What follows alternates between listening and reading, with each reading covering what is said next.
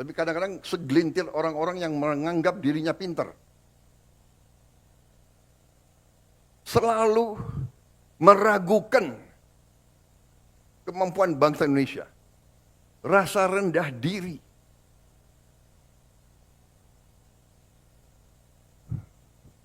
Punya gelar profesor.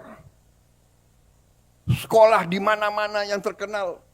Tapi mentalnya masih mental rendah diri. Apa yang dilakukan bangsa sendiri selalu jelek. Belum kita bekerja sudah mulai nyinyir. Gitu. Ini, saudara-saudara, pemerintah yang saya pimpin tidak ragu-ragu. Kita berpegang kepada Undang-Undang Dasar 45. Kita berpegang kepada cita-cita pendiri bangsa Indonesia. Kita berniat baik, kita ingin memimpin bangsa ini dengan pemerintah yang bersih. Itu keinginan kita. Dan itu tekad kita. Dan insya Allah, dengan kehendak dan tekad yang baik, insya Allah kita akan mencapai. Indonesia harus mempunyai pemerintah yang bersih. Indonesia harus memiliki pemerintahan yang bersih. Saudara-saudara, berkali-kali di setiap kesempatan saya bicara, kita harus hentikan kebocoran-kebocoran. Menghentikan. Dan sekali lagi saya ingatkan, aparat pemerintah sangat menentukan. Aparat pemerintah sangat menentukan kebocoran-kebocoran untuk dihentikan. Penyelundupan dari luar ke dalam. Penyelundupan dari luar ke dalam adalah membahayakan kedaulatan Indonesia. Penyelundupan tekstil mengancam industri tekstil kita.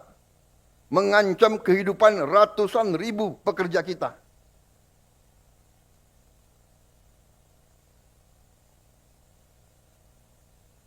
Saya nanti akan cari ahli-ahli hukum, apa wewenang yang bisa saya berikan kepada aparat. Apa kapalnya ditenggelamkan?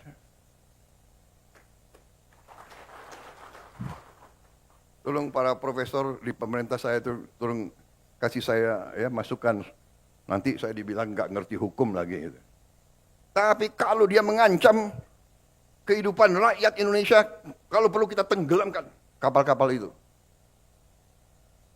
Dan saya mohon ya, kalau sudah jelas melanggar, jelas mengakibatkan kerugian triliunan, ya semua unsurlah.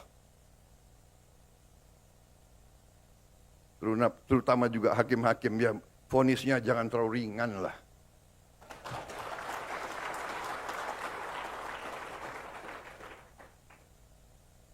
Nanti dibilang Prabowo nggak ngerti hukum lagi.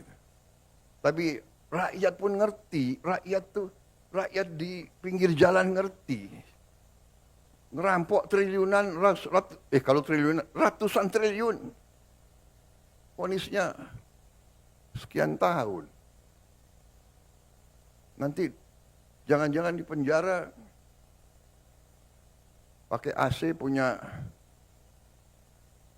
kulkas, pakai TV. Tolong Menteri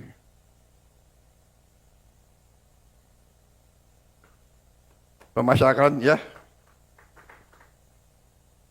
Jaksa Agung naik banding nggak? Naik banding ya? Naik banding.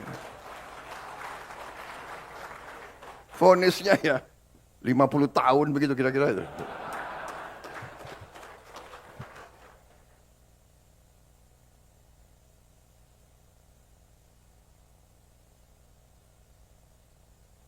Kita semua, mari kita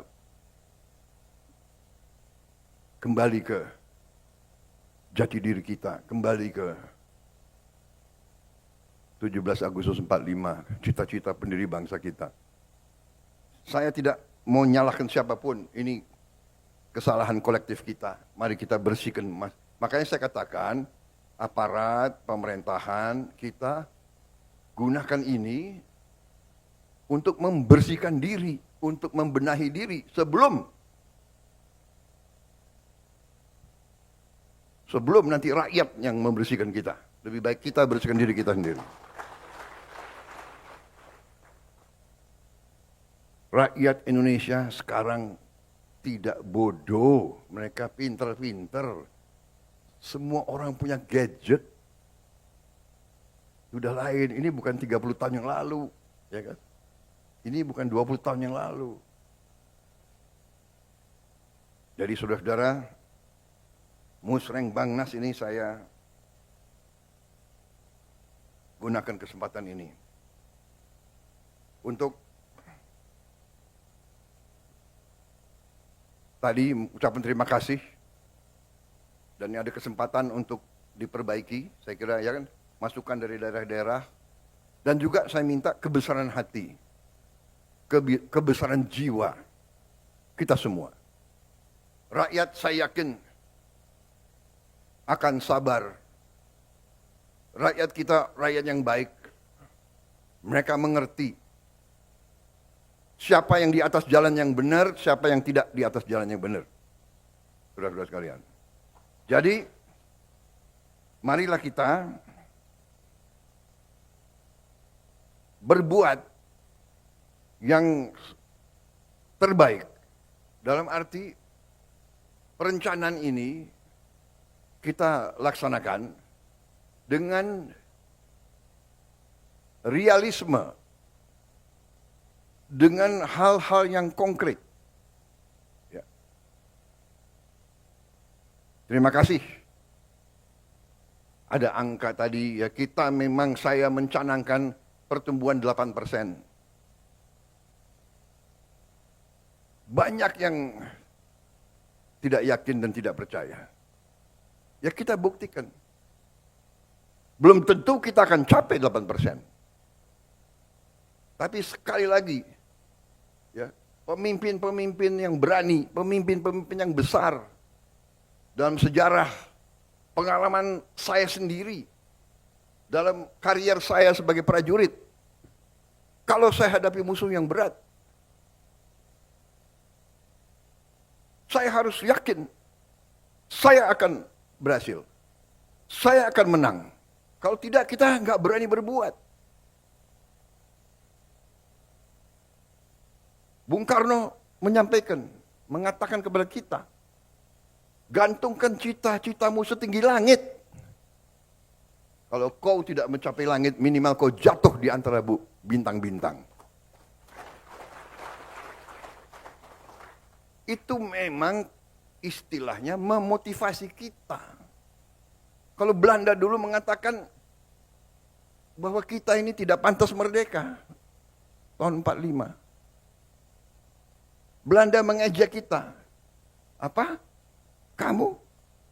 Hei, orang Indonesia, hei orang pribumi, kau mau merdeka? Bikin peniti saja tidak bisa.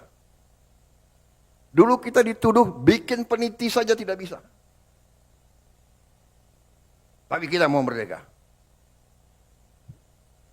Proklamasi kemerdekaan kita berapa itu? Mungkin tiga baris ya. Proklamasi yang tersingkat saya kira dalam sejarah dunia, iya kan?